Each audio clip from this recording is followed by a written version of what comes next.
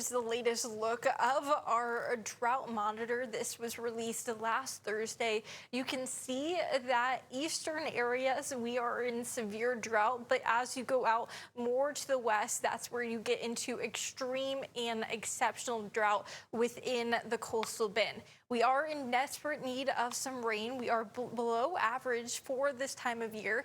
And good news is that we're starting to see a little bit of a change in our overall pattern to allow for some low-end rain chances throughout the week. So starting about Tuesday, that's when we're going to introduce these isolated chances to carry us through the end of the week there. Right now, they are very low, really a lot to do with model discrepancy and low confidence. But what I can say is that we are going to see an influx in some moisture really starting Tuesday afternoon. That's going to carry us again throughout the week there, where we are staying really moist in our atmosphere, and we are going to see a shift in our upper level patterns. So here's the setup currently. We do have this high pressure that has been sitting over Texas. Now this high pressure is going to actually shift off to our east, and by Monday it's going to be over by Florida there. What that does is it creates an open area for this jet stream to really come into the area, and notice that it's a little bit wiggly as it starts to get close to Texas. These little wiggles in it are known as just short waves. So when we see some short waves there, we also tend to see some lift and some energy associated with it. So with these little wiggles in this upper level pattern, we could see some upper level lift. I do think that with the amount of moisture that we're going to have really mid to end of the week, we have a shot at rain if we can get some mechanisms of lift in there. So if we can see some energy, some of those little wiggles in the upper levels, that would be a good sign for potentially a shower. Also, a better mechanism of lift would be a front. And now yesterday I did show a front there on Wednesday and Thursday that would be setting up really in North Texas.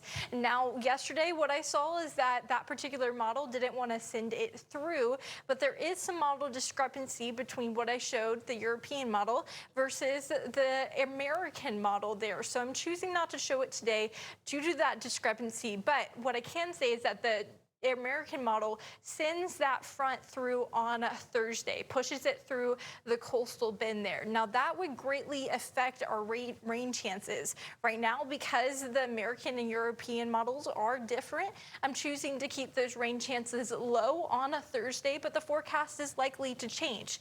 Here we go though. Here's the Weather Prediction Center's really their rainfall outlook through Thursday. So this is one day further than what we saw yesterday. And you can see that really the bullseye of the rain here in Texas, regardless of which model you're looking at, it sets up relatively the same.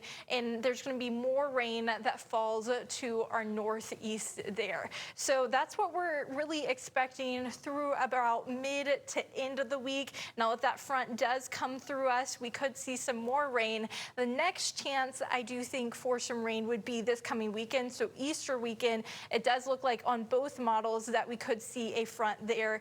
Timing, though, is still to be determined with that. We'll continue to keep you updated. As for this Sunday, really no rain in sight. We are starting off cooler, though, but we're going to get above average this afternoon. We're looking at a high in the low 80s with some mostly sunny skies. We're also going to be a little bit breezy there, looking at gusts between about 25 to 30 miles per hour from about mid-afternoon to early evening. Here's a look at that 7-day forecast, and you can see those low rain chances throughout the week leading into Easter weekend. Josh?